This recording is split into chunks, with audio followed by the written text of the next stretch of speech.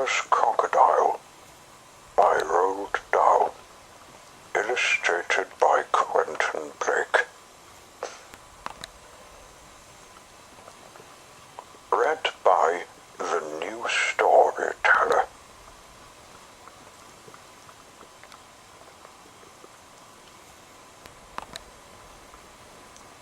In the biggest, brownest, muddiest river in Africa, two crocodiles lay with their heads just above the water. One of the crocodiles was enormous. The other was not so big. "Do you know what I would like for my lunch today?" the enormous crocodile asked. "No," the not-so-big one said. "What?" The enormous crocodile grinned, showing hundreds of sharp white teeth. "For my lunch today," he said, "I would like a nice, juicy little child." "Huh? I never eat children," the not-so-big one said. "Only fish." cried the enormous crocodile. "I'll bet if you saw a fat, juicy little child paddling in the water over there at this very moment, you'd gulp him up in one gulp." "No, I wouldn't," the not-so-big one said. "Children are too tough and chewy. They're tough and chewy and nasty and bitter." "Tough and chewy?" cried the enormous crocodile. "Nasty and bitter? What awful tummy rot you talk. They are juicy and yummy." "They taste so bitter," the not-so-big one said. "You have to cover them with sugar before you can eat them." "Children are bigger than fish," said the enormous crocodile. "You get bigger helpings." "You are greedy," the not-so-big one said. "You're the greediest croc in the whole river." "I'm the bravest croc in the whole river," said the enormous crocodile. "I'm the only one who dares to leave the water and go through the jungle to the town to look for little children to eat." "You've only done that once," snorted the not-so-big one. "And what happened then? They all saw you coming and ran away." "Ah, but today when I go, they won't see me at all," said the enormous crocodile. "Of course they'll see you," the not-so-big one said. "You're so enormous and ugly, they'll see you for miles away." The enormous crocodile grinned again, and his terrible sharp teeth sparkled like knives in the sun. "Nobody will see me," he said, "because this time I've thought up secret plans and clever tricks." "Clever tricks?" cried the not-so-big one. "You've never done anything clever in your life. You're the stupidest croc on the whole river." "I'm the cleverest croc on the whole river," the enormous crocodile answered. "For my lunch today, I shall feast upon a fat, juicy little child, while you lie here in the river feeling hungry. Goodbye." The enormous crocodile swam to the side of the river and crawled out of the water.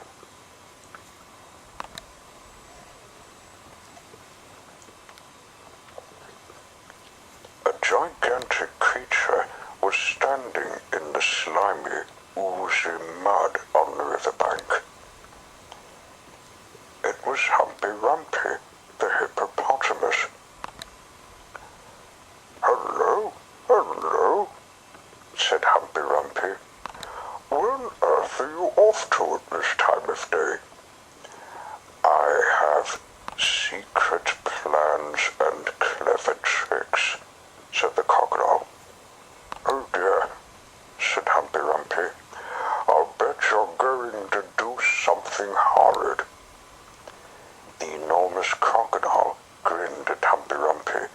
said, "I'm going to fill my hungry, empty tummy with something yummy, yummy, yummy, yummy."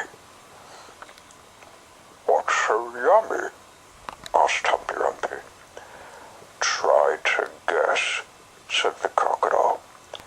"It's something that walks on two legs." "Oh, you don't mean," said Humpty Dumpty, "you don't really mean you're going to eat a little child?" "Of course I am," said the crocodile. "Oh, you horrid, greedy, grumptious brute!" cried Humpty Dumpty. "I hope you get caught and cooked and turned into crocodile soup." The enormous crocodile laughed out loud at Humpty Dumpty. Then he waddled off into the jungle. Inside the jungle, he met Chunky, the elephant. Chunky was nibbling leaves from the top of a tall tree, and he didn't notice the crocodile at first. So the crocodile bit him on the leg. "Ow!" said Chunky in his big deep voice. "Who did that?"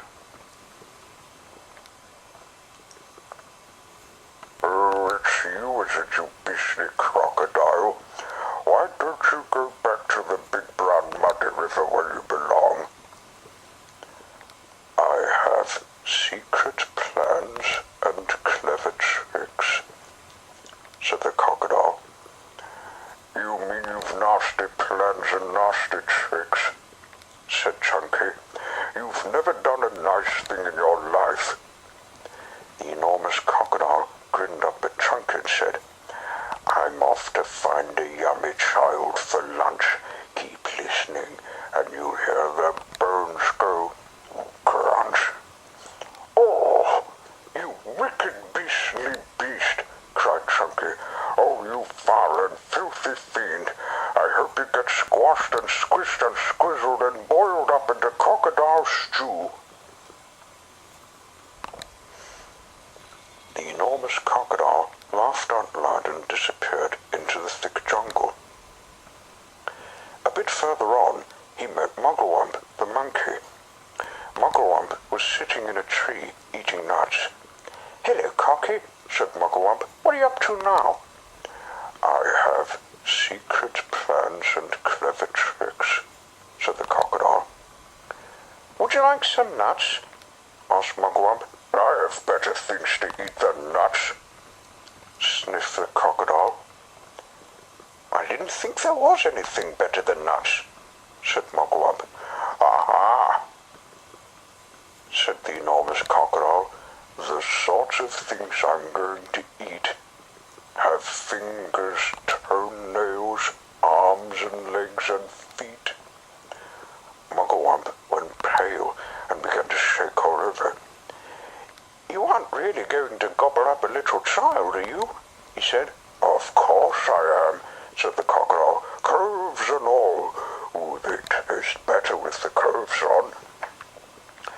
"Oh, you horrid hoggish croc!" cried Mugglewump. "You slimy creature! I hope the buttons and buckles all stick in your throat and choke you to death." The crocodile grinned up at Mugglewump and said, "I eat monkeys too." And quick as a flash, with one bite of his huge jaws, he bit through the tree that Mugglewump was sitting in, and down it came. But just in time, Mugglewump jumped into the next tree and swung away through the branches. A bit further on, the enormous crocodile met the roly-poly bird. The roly-poly bird was building a nest in an orange tree. "Hello there, enormous crocodile," sang the roly-poly bird. "We don't often see you up here in the jungle." "Ah," said the crocodile, "I have secret plans and clever tricks." "I hope it's It's not something nasty, sang the roly-poly bird. Nasty? Cried the crocodile. Of course it's not nasty. It's delicious.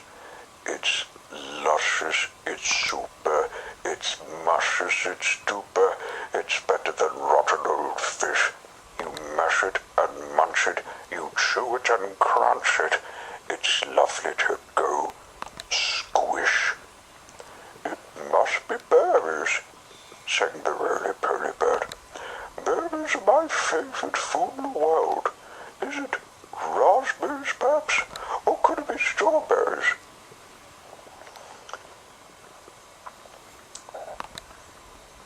The enormous crocodile laughed so much his teeth rattled together like pennies in a money box. Crocodiles don't eat berries, he said. We eat little boys and girls, and sometimes we eat roly-poly birds as well. Very quickly, the crocodile reached up and snapped his jaws at the roly-poly bird. He just missed the bird, but he managed to catch hold of the long, beautiful feathers in its tail. The roly-poly bird gave a shriek of terror and shot straight up into the air, leaving its tail feathers behind in the enormous crocodile's mouth.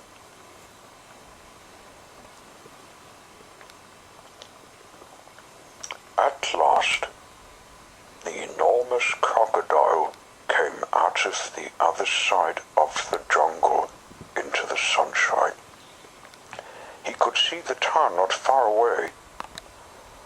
Ho, ho, he said, talking aloud to himself. Ha ha, that walk through the jungle has made me hungrier than ever. One child isn't going to be nearly enough for me today. I will be full up until I've eaten at least 3 juicy little children. He started to creep forward towards the town. The enormous crocodile crept over to the place where there were lots of coconut trees. He knew that children from the town often came here looking for coconuts. The trees were too tall for them to climb, but there were always some coconuts on the ground that had fallen down. The enormous crocodile quickly collected all the coconuts that were lying on the ground. He also gathered together several fallen branches. Now, for clever trick number 1, he whispered to himself.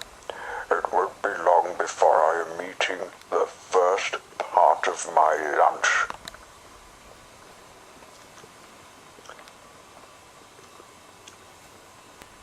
He took all the coconut branches and held them between his teeth. He grasped all the coconuts in his front paws. Then he stood straight up in the air, balancing himself on his tail. He arranged the branches and coconuts so cleverly that he now looked exactly like a small coconut tree standing among the big coconut trees. Soon, 2 children came along. They were brother and sister. The boy was called Toto. His sister was called Mary. They walked around looking for fallen coconuts, but they couldn't find any because the enormous crocodile had gathered them all up. Oh, look, cried Toto. That tree over there is much smaller than the others, and it's full of coconuts. I think I could climb that one quite easily, if you help me up the first bit. Toto and Mary ran towards what they thought was the small coconut tree. The enormous crocodile peered through the branches, watching them as they came closer and closer. He licked his lips. He began to dribble with excitement. Suddenly, there was a tremendous whooshing noise. It was Humpy Rumpy, the hippopotamus. He came crashing and snorting out of the jungle. His head was down low, and he was galloping at a terrific speed. "Look out, Toto!" shouted Humpy Rumpy. "Look out, Mary! That's not a coconut tree. It's the enormous crocodile, and he wants to eat you up." Humpy Rumpy charged straight at the enormous crocodile. He caught him with his giant head and sent him tumbling and skidding over the ground. "Owie!" cried the crocodile. "Help! Stop! Where am I?" Toto and Mary ran back to the town as fast as they could. But crocodiles are tough. It is difficult for even a hippopotamus to hurt them. The enormous crocodile picked himself up and crept towards the place where the children's playground was. "Now, for clever trick number 2, he said to himself. "This one is certain to work." There were no children in the playground at that moment. They were all in school. The enormous crocodile found a large piece of wood and placed it in the middle of the playground. Then he lay across the piece of wood and tucked in his feet so that he looked almost exactly like a seesaw.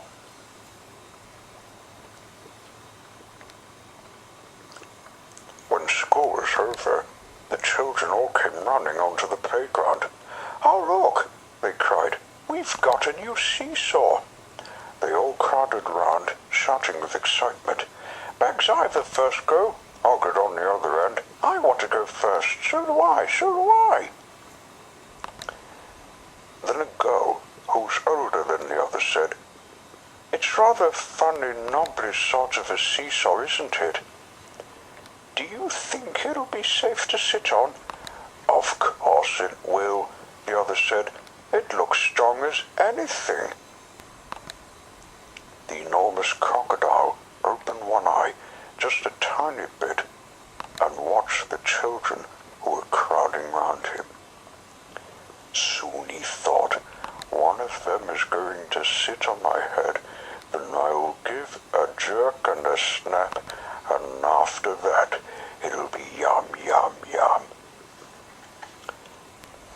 At that moment there was a flash of brown, and something jumped into the playground and hopped up onto the top of the swings. It was Mugglewump, the monkey. "Run!" Mugglewump shouted to the children. "All of you, run, run, run! That's not a seesaw. It's the enormous crocodile, and he wants to eat you up." The children screamed and ran for their lives. Mugglewump disappeared back into the jungle, and the enormous crocodile was left all alone in the playground. He cursed the monkey and waddled back into the bushes to hide. "I'm getting hungrier and hungrier," he said. "I shall have to eat at least 4 children now before I am full up." The enormous crocodile crept round the edge of the town, taking great care not to be seen. He came to a place where they were getting ready to have a fair. There were slides and swings and dodgem cars and people selling popcorn and candy floss. There was also a big roundabout. The roundabout had marvelous wooden creatures for the children to ride on. There were white horses and lions and tigers and mermaids with fishes' tails, and fearsome dragons with red tongues sticking out of their mouths. Now for clever trick number 3, said the enormous crocodile, licking his lips. When no one was looking, he crept up onto the roundabout and put himself between a wooden lion and a fearsome dragon. He sat up a bit on his back legs, and he kept very still. He looked exactly like a wooden crocodile on the roundabout. Soon, all sorts of children came flocking into the fair.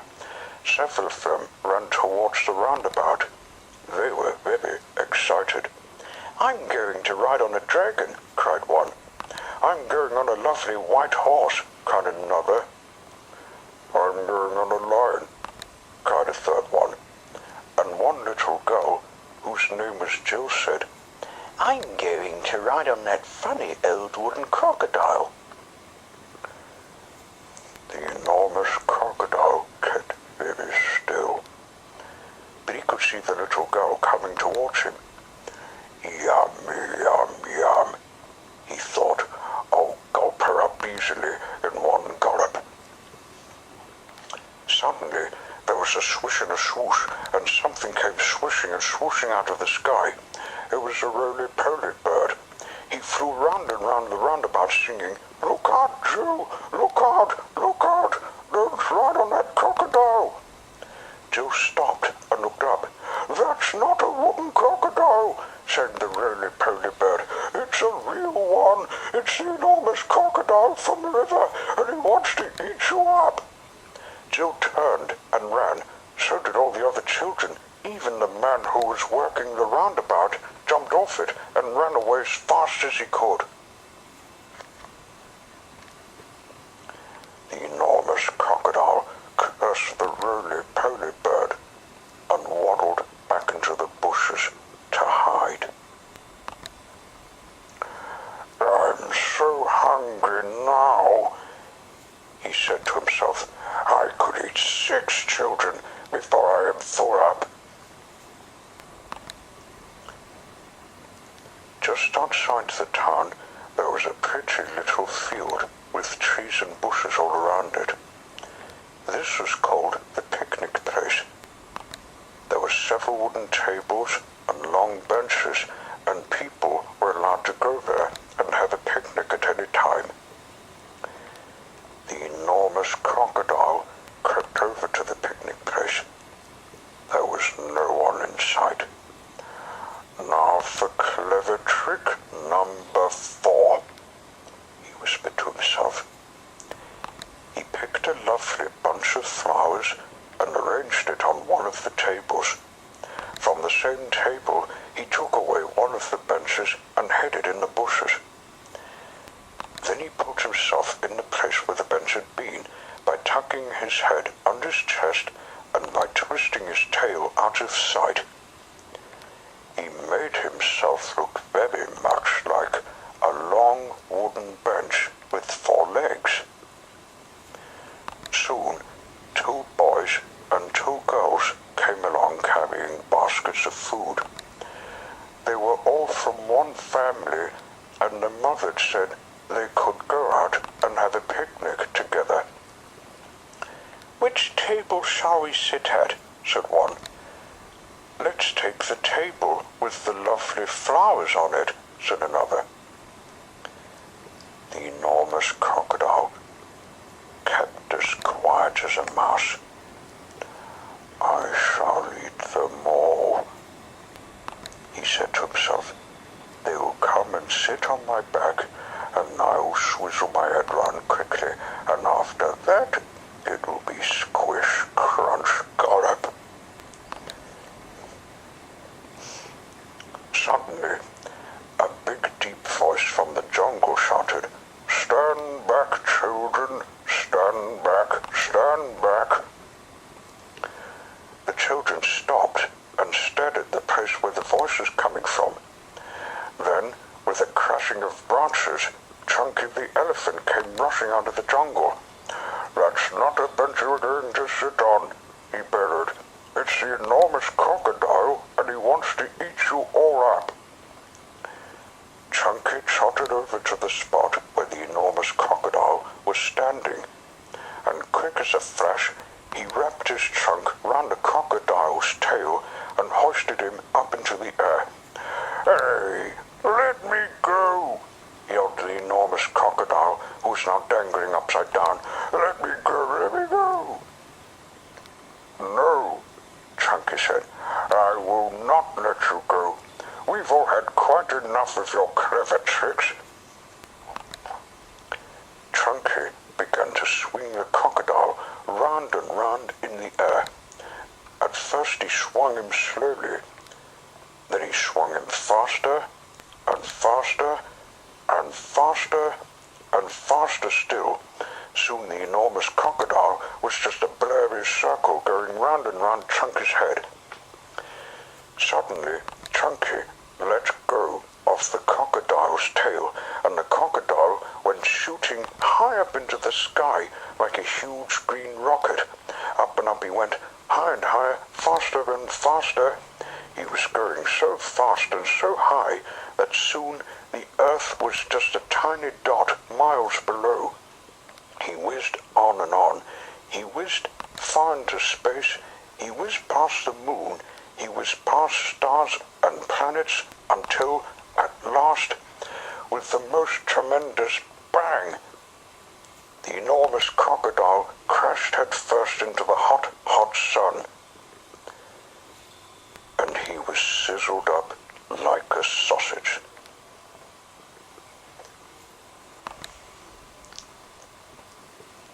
The end.